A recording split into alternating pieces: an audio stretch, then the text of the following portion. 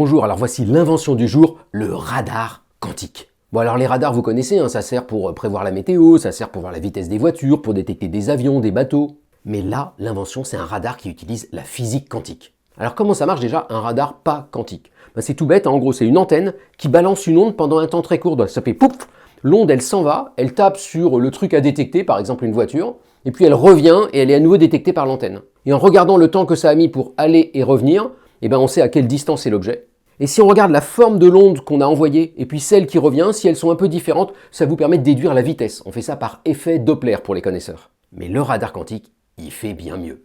Alors voilà comment il s'y prend le radar quantique.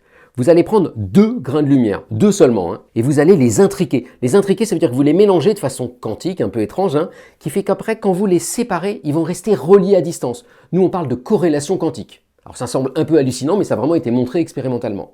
Et vous envoyez maintenant un de ces 2 grains de lumière vers la voiture. Donc vous balancez ça vers la voiture, et l'autre, vous le gardez en réserve dans un autre circuit.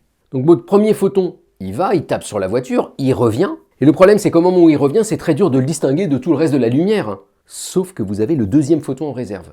Et ce deuxième photon, il va vous permettre de distinguer le premier du reste des photons. Parce qu'ils sont reliés, donc il y en a un peu qui est le frère jumeau de l'autre. Et donc en faisant ça, vous êtes capable d'être bien plus précis pour détecter ce qui revient de la lumière que si vous utilisiez un radar normal.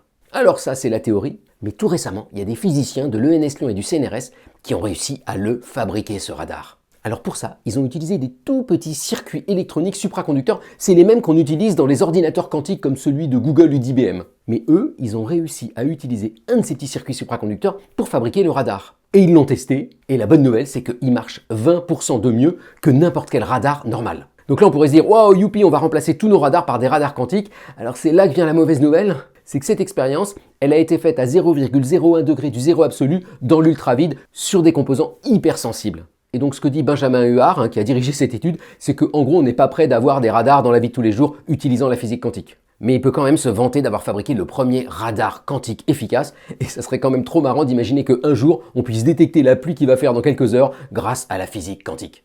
Bonne journée!